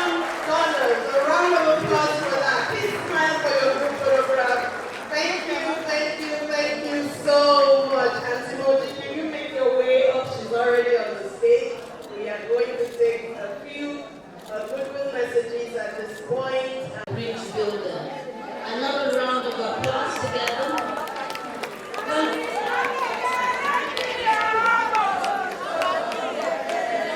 Thank you very much, our women from the city. Thank you. Can we have one house, please?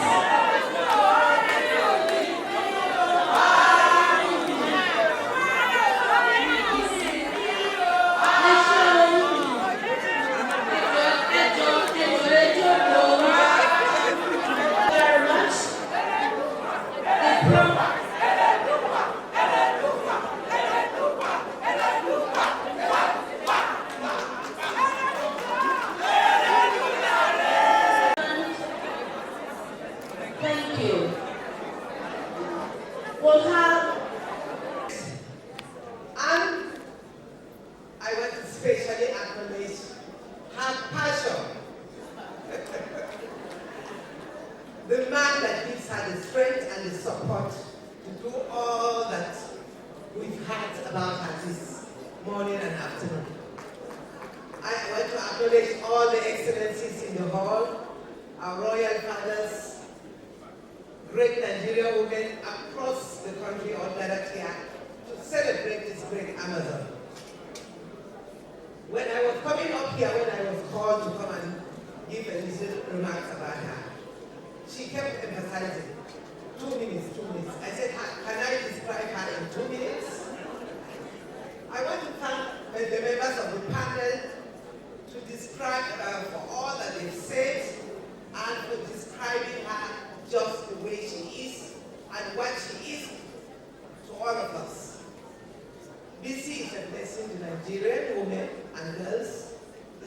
She's a special gift, not just to Ekiti, not just to Nigeria, and from what we've had to Africa and the world at large. Irelu, I thank God for your life. I celebrate you for your selfless sacrifice and passion in standing as a gender champion. You are a great Amazon that has touched millions of lives, especially the girl child. Welcome to the Diamond Age. We were there before you. And I believe this is just the beginning of another chapter in your life. I pray God to open more opportunities for you, to continue this great work you've been doing, to continue to reach many more women and girls, especially the unreached, those who have passion to reach at the very rural areas. And that's where all of us should always focus on. The less privileged in our society, those that don't have the opportunity given to us. I thank all of you, particularly the great Nigerian women that are all gathered here in their great numbers to celebrate this great Amazon of ours, this great champion that has always been there as a voice to the voiceless. Congratulations, Missy. Happy birthday, and continue the good work you've been doing. Continue to do what you love doing. Thank you. Ladies and gentlemen, it gives me real great pleasure, and it's really a journey down memory lane. First to see me that I haven't seen you before, God knows whatever. But you know, NG girls, we always show up. So it's great to see a number of us there. But even more so, for me, it's a real honor to talk about Her Excellency Mrs. BC Adeleye. She was BC Adeleye to us. Bisi has been smart forever. So it's a little hard to, yeah. And that's just the truth, because sometimes you get lost in the middle of this political terrain that they play in, that everybody becomes colored with the same water at a stage. And you forget really the substance that people bring to the table. And she's always been a fighter for something or the other. And she's a woman she's a thinker. I always describe her as a thinker because she does think deep about issues, and she's committed and diligent about the issues. And when they were going into politics, I just thought to myself, I don't think these elite people know what's about to hit them. And I think they did find out. Because I thought that more than any state that I knew, as I saw it at the point in time, it was getting two for the price of one. So it really was a great deal in terms of, and I've always thought that my brother and my friend, His Excellency, Dr. Fayemi, is a blessed man. Because, the Bible says when a man that finds a good wife, finds a good thing, and obtains favor from God, he found a good thing. And along with that, he made his own favor by making the right choice. Because when you pick a woman like this as your wife, you're a really smart guy. So that tells me that he's the most blessed man in this room in terms of what is done. And the thing that I admire most, and I continue to still respect you for, is that politics has not found a way to silence you. And that for me is because I notice in the space of politics, too many people just become compliant. And in becoming compliant, they lose the substance of who they are. And sometimes it's tough, and it's rough to be a smart woman and a spouse in politics. But you've managed to navigate a tough terrain, keep your voice, keep your substance, and a good husband is always an asset for a woman to do that. So thank you very much for creating the environment for her. We both of us can talk, We're from Methodist Dentistry, I just had a debate with you. We were in the debating team for our school. And we always won, by the way. Yes, we always won the competition between schools because we could fight the issues. And she's still very much fighting the issues. I want you to know that you remain beautiful, you remain smart, you remain diligent. I know you will never stop until the day you put your head to rest and go home. I can't see you retired, and that the world will have the capacity to take from you all that you have to give. And I'm sure that Nigeria is waiting for a few more things, but I think that you will definitely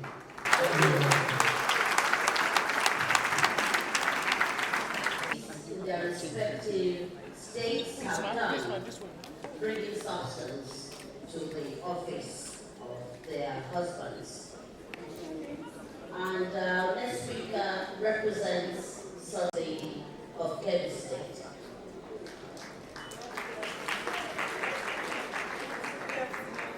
Your Excellencies, our dear celebrants, our Chair Emeritus, distinguished ladies and gentlemen, my big sisters and young sisters, I got a brief from Erin.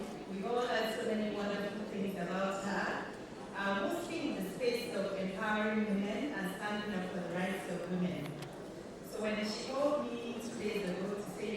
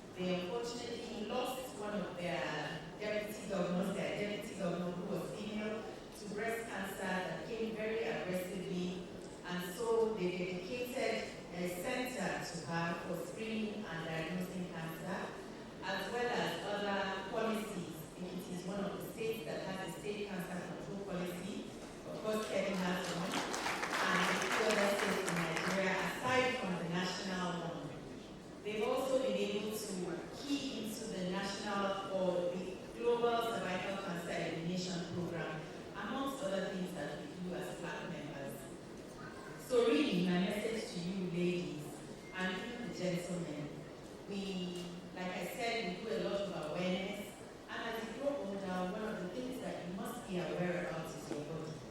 I want to urge you to please take your health very seriously. Irene could not have been able to achieve all the things that she does if she did not take her health seriously. In particular, my sisters, I want to urge you to always carry out a breast self-examination. And as you get to a certain age in life, every month you must carry out a breast self-examination. You must also seek to have mammograms. There are many centers around that offer it now. If you need any help, we're very happy to help you. FLAG is open and we can navigate you to the right place. Our aim is to put these facilities in all our states so that you can be within reach. The commonest cancer in Nigeria is breast cancer, and over 120,000 women get it every year. Most of them, 70,000, end up dead.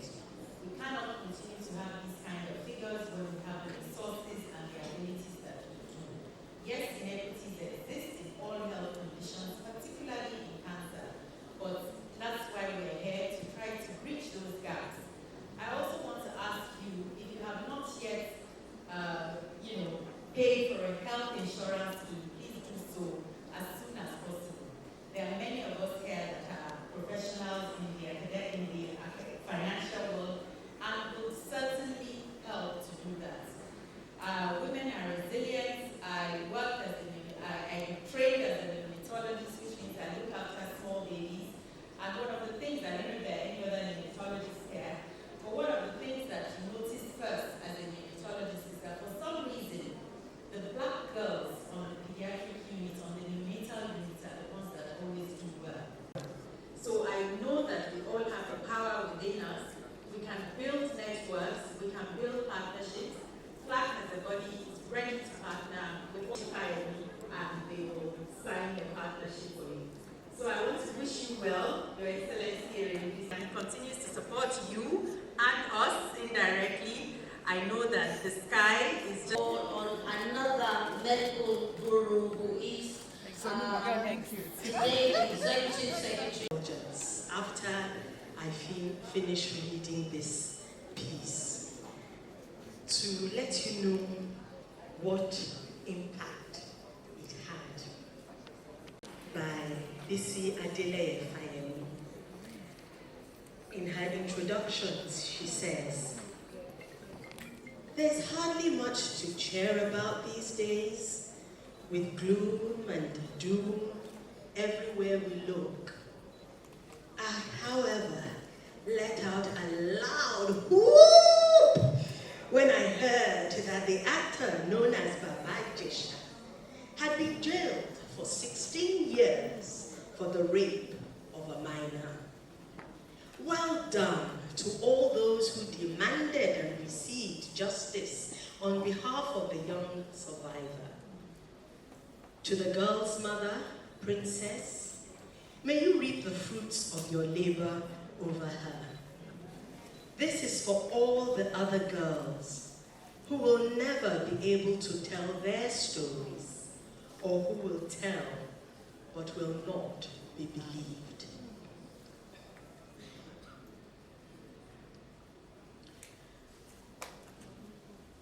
I told Mommy that Daddy was hurting me. She said, "Shh, hush, girl. Don't let anyone hear you. How dare you?" She called me a liar. She called me a prostitute. She called me an evil spirit. I was sick for a long time. Then, all of a sudden, I didn't hurt anymore. I told Teacher Maggie about Teacher Joe. She said, "Shh, too." She said I was wrong. She said, "Teacher Joe plays with girls all the time." She asked, "Why are you the only one telling lies?" Me too. I told Grandma about Felix. She started to vomit. She took me to see the doctor. When they asked Grandma who was responsible for my state, she said I was a bad little girl. When I tried to open my mouth, she said, hush.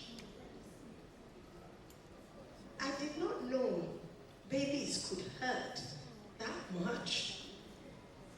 I heard Grandma screaming my name. She was asking me to push, push, push, push.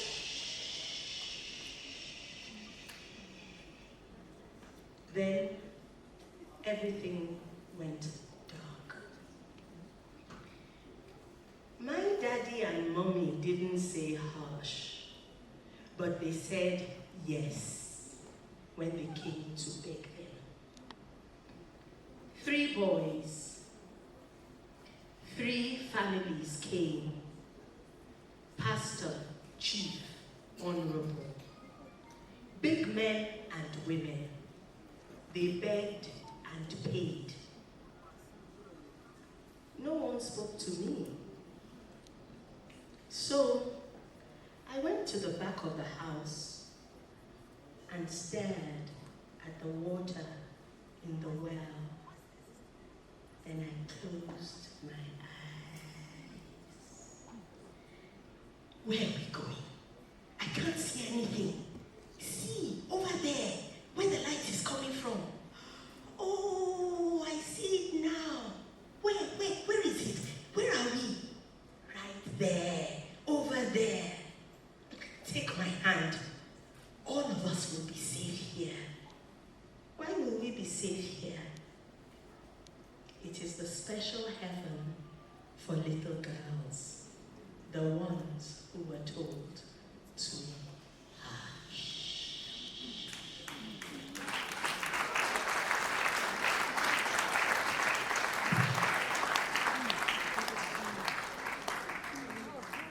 I said I'd like to share the impact that this work you wrote had.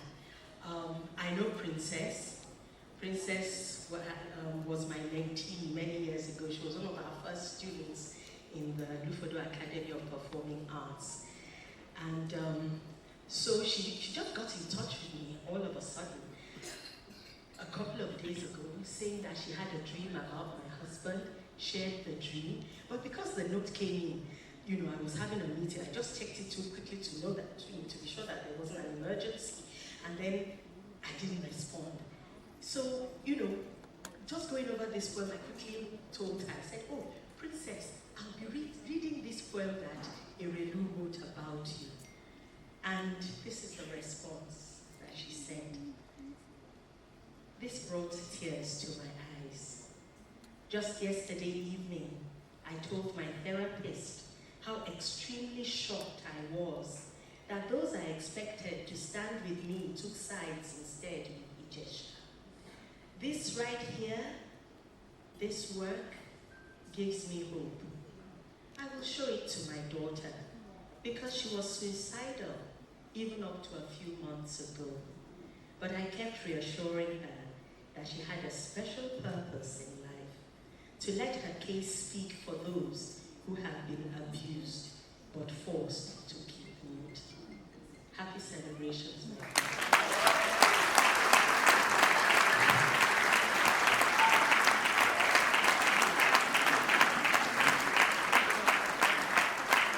Her reading brought tears to our own against women and girls. Thank you. Please celebrate her one more time. Thank you so much. We are racing on, and I assure you this panel is from the kitchen cabinet. So they're going to do justice to this conversation within the shortest possible time. A voice across generations. I believe she is in the room this morning, afternoon. Prof, please make your way to the panel. And next in line, another thorough professional that we love, Dr. Amina Salihu. She is now the Deputy Director of Africa Office of the MacArthur Foundation. She is already on the Officer is joining this panel. This is Jocelyn Efajukuma, Gender Specialist and Founder, Executive Director, Project Alert. Yes, I see her making her way to this panel. And I'm so sorry. Senior Policy Advisor on Economic Affairs and Public Diplomacy, Kingdom of the Netherlands. And our last panelist is Omowumi Ogunrotimi, lawyer, founder of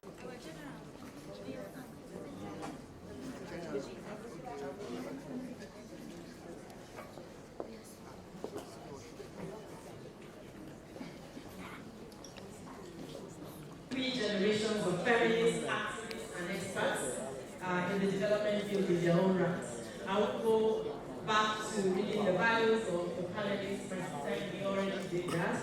And it's a kitchen cabinet conversation. Those who don't know. So this isn't an accident, neither is it a coincidence at all. The selection of your good selves for this conversation for that. However, before we delve into specific questions for all of you, I would like to ask you to briefly in 1 minute respond to this question. Is there anything from the keynote address and responses in the first panel that stand out for you, or that stood out for you? What are your thoughts? Is there anything that you just want to share? I think for me, what everything has meant is that everyone who stood here has told the truth. How is it the truth? All you have to do is look around this room and look at the different energies, the different powers, the different becoming.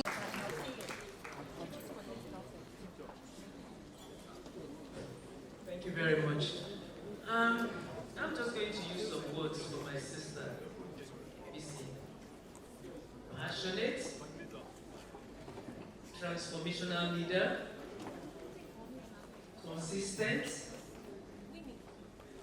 She always puts, she used to say one thing, so I'll never remind you. Put your heart, put your money where your heart is. And she has done that consistently.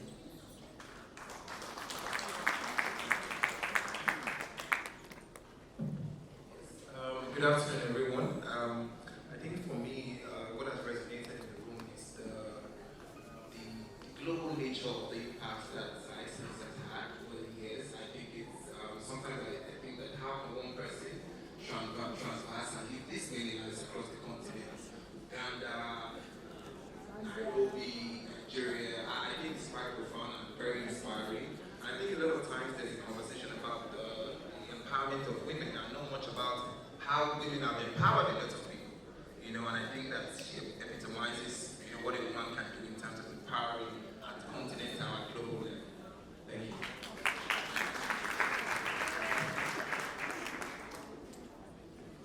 It's an honor to be here and sitting back and talk about this woman who I knew over 30 years ago. And for me to sit back.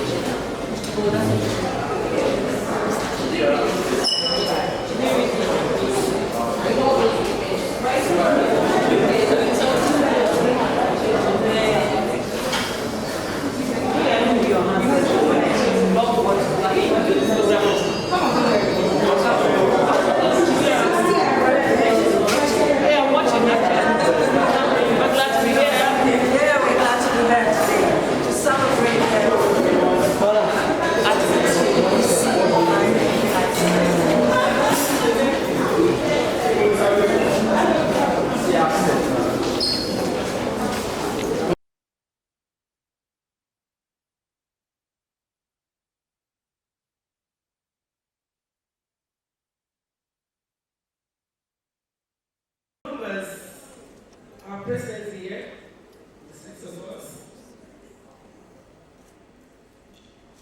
is one of the most eloquent evidence of the celebrants political will and research over women advocacy. I am pleased, delighted, excited, and very proud to tell you that Ekiti State has the highest number of female assembly members in Nigeria.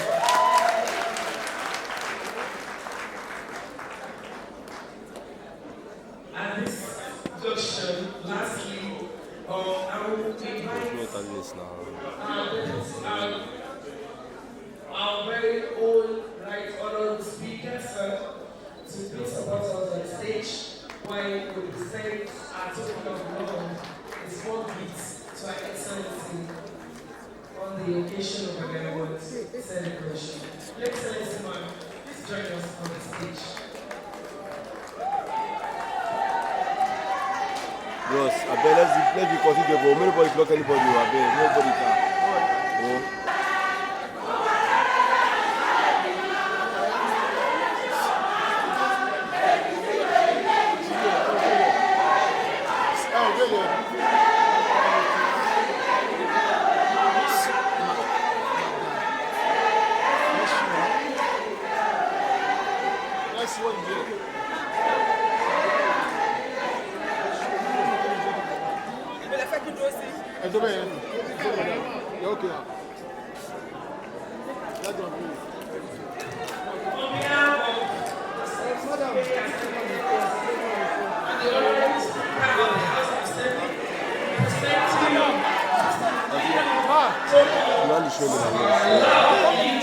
You only show me my camera, please.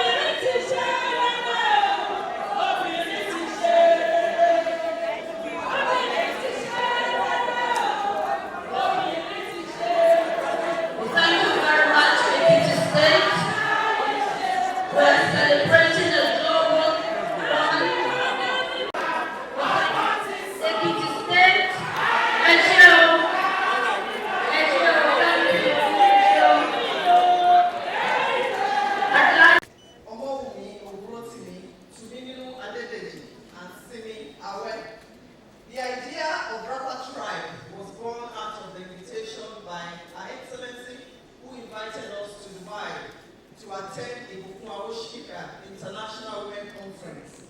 The conference brings women across Africa and the diaspora together in a place of knowledge, empowerment to empower and equip them to competitively add value in every space they occupy. We need to celebrate our home leader and mentor, who has championed the cause of women with many evidential results, was the genesis of the Rapper Tribe. The Rapper Tribe is an initiative under the umbrella of BC ADELEYE, the Rapper Network. So it's not a new organization.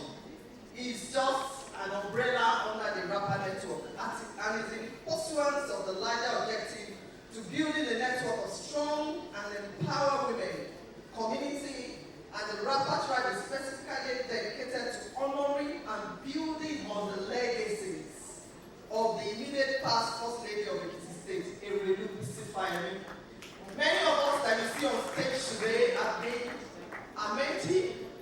We have walked across the border that she has created. She has given us a platform. She has given us a voice. And we thought that we could not let all these legacies go away. And that is why we are unveiling the Rapper Tribe today. So, because this initiative came from the platform of Mrs. Ibukun Awoshika, we would just like her to say one or two things before we bring Her Excellency on stage. Over to you, ma'am. Okay. So all we do is function as a catalyst. Everything else is dependent on the women and what they do with it. We provide the information, we provide the opportunity, and then the women go and work it out themselves. Now, I guess when you have someone that is such a pillar and a great catalytic person in the way she operates, like Our Excellency, Mrs. B.C. ADELEYE, it's not a surprise that ultimately she would catalyze multiple tribes of women that will come out of that segment.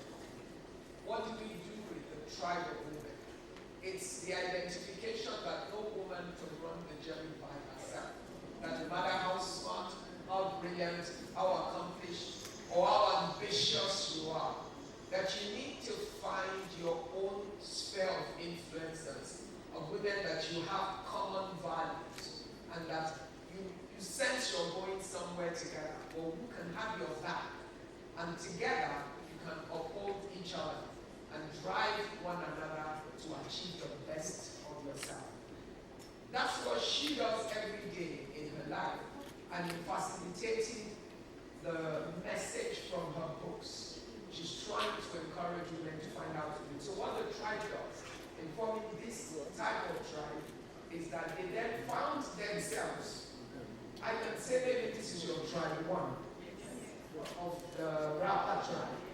What you will do in the light of the work that she does is, I don't know, maybe you'll end up with tribe 100 or 200. And by the time you're done, every woman in the state will belong to one rapper tribe.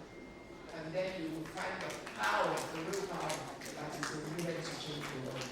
Thank you very much. Right now, I want to call for my Excellency to please come on stage so that we can unveil the rapper tribe. While she's coming, I'll just mention some of the beats that she has produced. What the rapper tribe is all about. A round of applause for Excellency. Thank you very much. At this point, can we have the noise level back down, please? Thank you.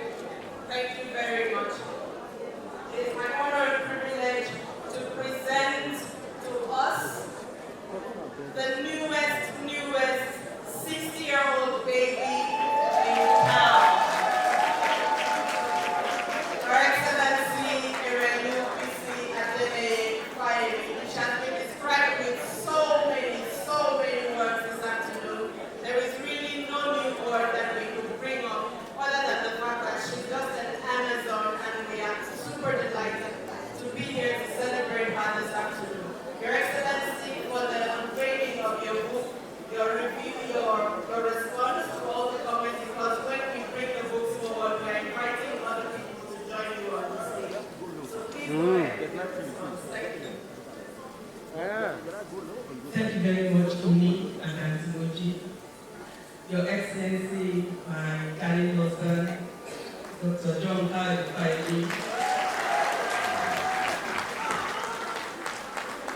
Your Excellency, Dr. Olayemi Iyebanji, the First Lady of the State. Your Excellency, Chief Moni Afia, the Deputy Governor of the State, who have been elected and newly sworn in Governor's Valley. Through all compliments movement who have worked with for many decades, thank you for coming all the way to Nigeria to celebrate with me. Through my dear sister Ibukun Aboshika, who we used to call Billy when we were in school, I greet all my Nigerian friends, all the sisters from the business sector, from the corporate sector, everyone who celebrates the power of women and the things that women can do for themselves in given voice and space. And through my beloved Aburo, Dr. Abiola Akiode, I thank the co-plotters, the members of the planning committee of the Bath at 60 conference. I would like you all to know that the only thing I was aware of was the photographs that were going to be used. Because they had to come to me to ask for photographs, they didn't go anywhere else. but they were the ones who put all this together. And of course, besides inviting my friends from different parts of the world. So thank you very much for all the hard work. I will not speak for too long. And then through the head of the Fayemi and Babarinde family, our big auntie, Mrs. Titi Babarinde, my sister-in-law, Oga's senior sister, through you, Mommy, I greet all the members of our family. Thank you for coming all the way to support me, all the aunties, the daddies, the grandchildren. I won't speak for too long because I don't want to burst into tears. You don't know how many times tears have come to my eyes as I was sitting there. So all I have to say is two things. One, I am grateful to God Almighty and to all of you. And the other thing I have to say is thank you from the bottom of my heart. Thank you for being my family. Thank you for being my friends. Thank you for putting up with me even when you think I'm too much and I should be calming down. You know, I tell my younger friends that a time will come, just like my big mommy here, in Her Royal Majesty, Erelu Dosumuye Yojua, and it's Olori Okumu is still in the room. A time will come when you'll be able to tell someone to go to hell. And the person will not only start on the way, they'll come back and ask you, can you please give me direction? They will even ask you for the bus fare. And I think 60 pretty much qualifies for that, right? So, but I don't plan on telling anyone to go together. What I plan on doing in this next phase of my life that God has given me the opportunity to be able to achieve is to continue to pay forward, to continue to give back. One of my favorite sayings is, to whom much is given, much is expected. And so that is what's going to continue to be my life's work and sense of direction. So once again, thank you very much, everyone. God bless you all. And travel safe when you return home. And I look forward to seeing you at the event tomorrow. Thank you, Your Excellency. Please hold on. We are getting to the last activity, and all our team members, we need you close by at this point. Invite Your Excellency, all our special sisters.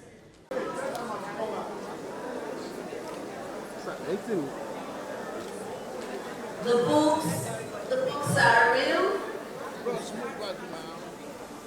books are real, and we're making a public presentation of what the books look like. I'd like to encourage all of us to get a copy.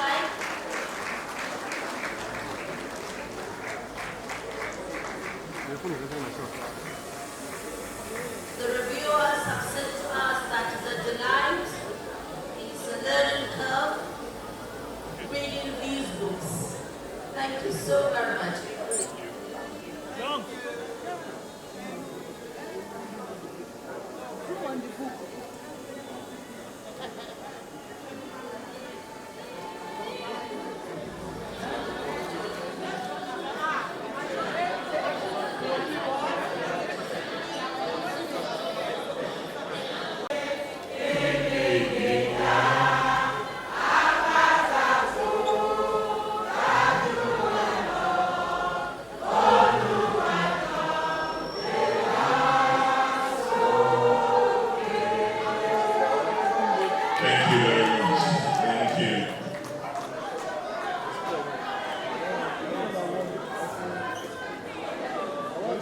Thank you, Birigede. Your Excellencies,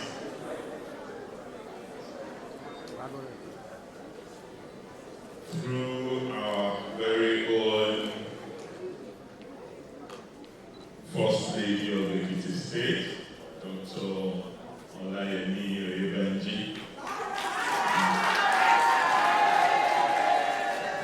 and of course the chairperson of Nigeria Governors' Wives Forum and other First Ladies here present, Ambassador Bolake Abdulrazak,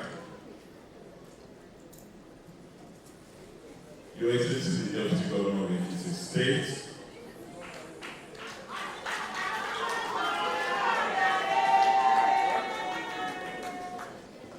all my excellencies here present, particularly our representatives abroad, our ambassadors, distinguished guests, led by my sister all the way from Brasilia. We reminisced about this day in Sao Paulo when I came down to Brazil a few months ago.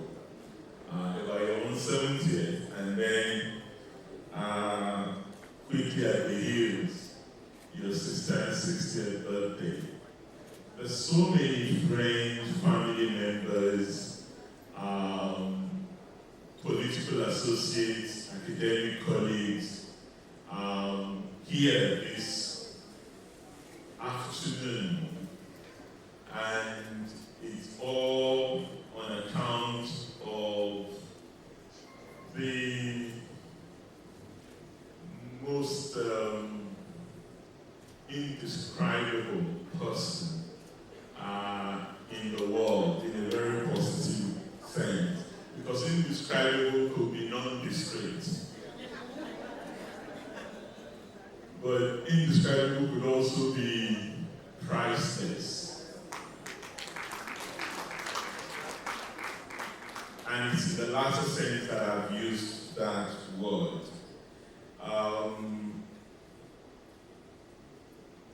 It's interesting to sit here and listen to all the encomiums and laudable remarks that you've all made about my wife.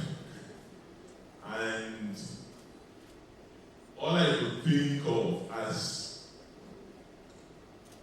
all those remarks were being rendered right from Abinay's keynote to Fumi's sharing moderation of the first panel and the subsequent statement.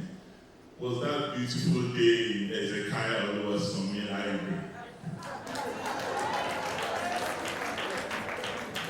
I'm not exactly a great effect, so when they are excited and make those very, very imperious remarks, I mean, Ambassador Bolake Abdulrazak and I were just making snide remarks about them. And as great importance, that what is wrong with these Ife people? But then again, I am not the one to talk. I went there to take a degree, but I came out of the place with something more profound than that. So I'm not one to complain about great effect, because I'm a great effect too. But really, seriously, I cannot imagine what my life would have been in the last 36 years without this woman.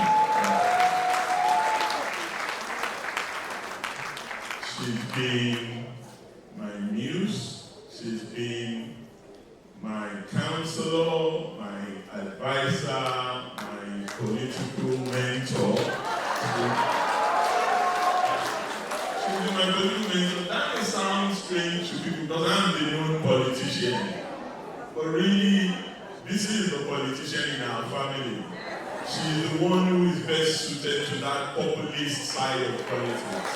And those who are from the community here will confirm that. When you finish, you just say, thank you very much. But all the nooks and crannies of the state, that statement that someone made here about her being too radical for the conservative and being too conservative for the radical. Because she manages to combine contradictions. I mean, she can be very comfortable in the midst of the traditional system. And at the same time, the most articulate in the midst of the activist radical constituency. In that book, if you read a piece about the coronation of King Charles, you would see how she balances it out between being a traditionalist and being a radical. So for me, I can only thank all of you who have been witnesses to history in various forms. And there's so many dimensions to those stories that you've had. I mean, the story by my sister Jeanette, I was just telling Jeanette that you didn't complete that story about going to the war front in Mo. Yes, she did fly into the war front, but when she got there, the pilot died, so she had to drive in that war-torn zone from Bo all the way back to Freetown and to Lungi to catch the flight back to, I think, Guinea and then Ghana and back to the UK. But then that's the story of our life.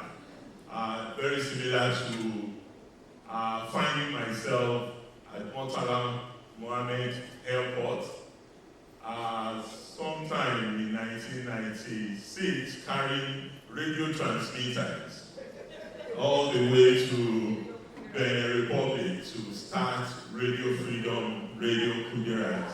And instead of flying directly to Benin, Cotonou, for reasons beyond me, Air France decided to fly first to Lagos rather than Cotonou. And here was this persona non grata on a flight that stopped over in Nigeria when Abacha was in charge of Nigeria. The story is better told than experienced. So, for us, it's a time of gratitude. I know that a lot of advice has been rendered. What she should do in the next 30 years, well, I don't want to comment on that. I think Bisi does what she does because she believes that it's the right thing to do. She doesn't do any of these things with the signs of entitlement or with any hidden expectation of personal benefits. She does it because she's convinced that a life of service, a life of sacrifice is a life worth living and a life that will benefit society.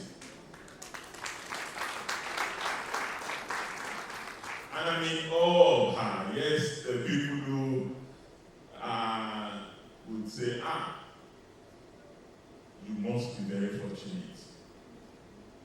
You married to someone who understands what you do and supports you in every way. And I said, oh yes, it's true. But at times you also ask yourself, where on earth did I meet this person? And as Father Jimmy would say, our son, this is an unstoppable rock confronting an immovable object. So, I thank you for the expression of solidarity, for the support to her and her work over the years, and to the love that you've shown our family. We are immensely grateful. This hall has been full all day. It shows a sense of commitment, because we could all have walked away. And I know they've been serving some snacks. I haven't seen many people dip into those bags that have been distributed since morning. So it means that this is something that you are committed to, something that you're passionate about, and sisterhood is indeed global. And I probably would even say local, because it's local and it is global. And in that sense, that's the note on which I would like to end in celebrating my wife, my partner, my soulmate over the years. And now that I have a bit more time on my hand, I mean my boss is here. Professor Olisha is my boss now. I teach in a university and my friend over the years. But now that I have a bit more time, I think what this will probably prefer is that I just calm down and sit in one corner myself, so that she can at least see more of me. And those debates that she and Iboko started in the MG days can be inside the house, rather than spreading it all over our various constituencies. So I really want to thank you all for spending this day with us. It's been a productive day in very many ways, and it's just giving us a teeny sense of what BC has been up to in the last 60 years. But there's still a lot more to come, I can assure you.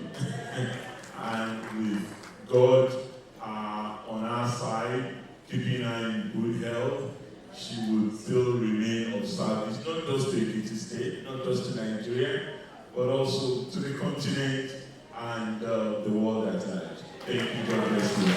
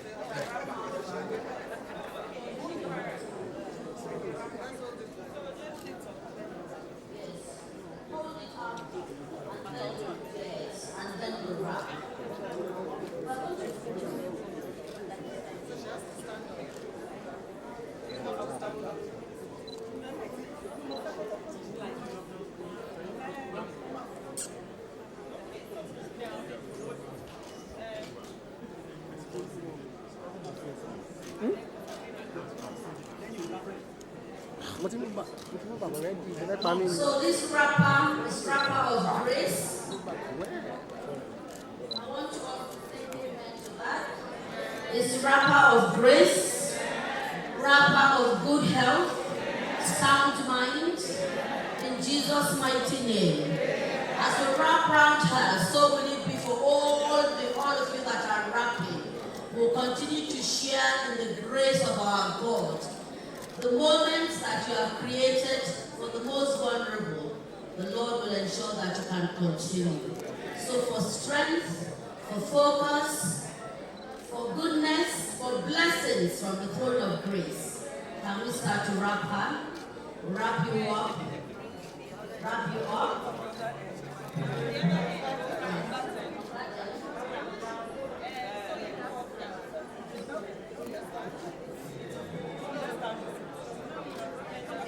Wrap her around. Yes. Okay.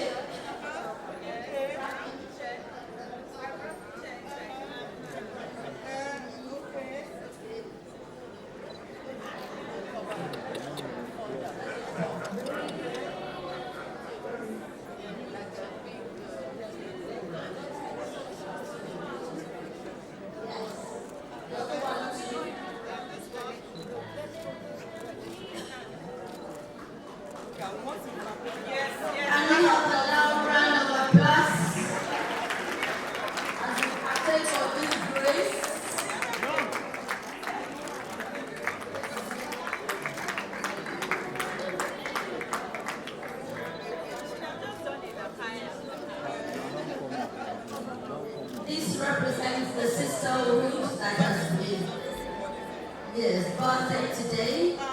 And by the special grace of God, this will continue to be your portion, to be wrapped in grace, to be wrapped in plenty, to be wrapped in wisdom, so that your pen will never go dry. Thank you.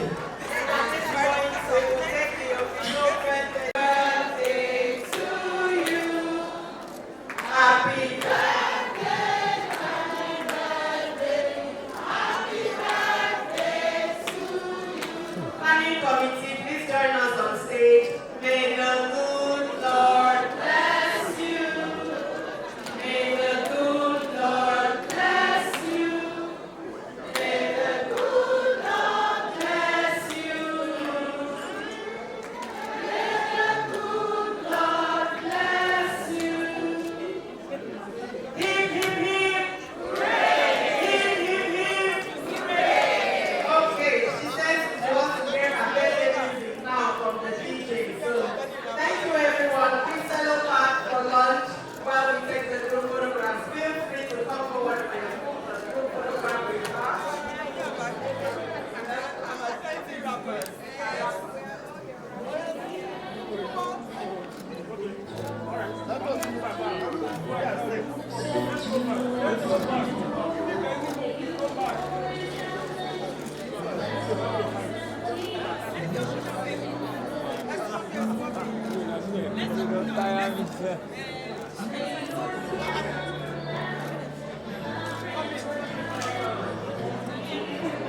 Thank you so much. Planning committee, come on stage for your group photograph with the celebrants, please.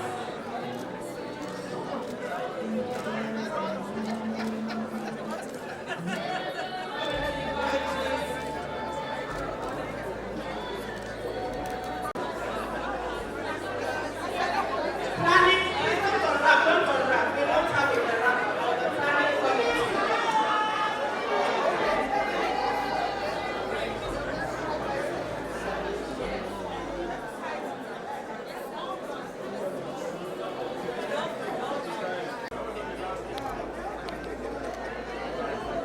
Em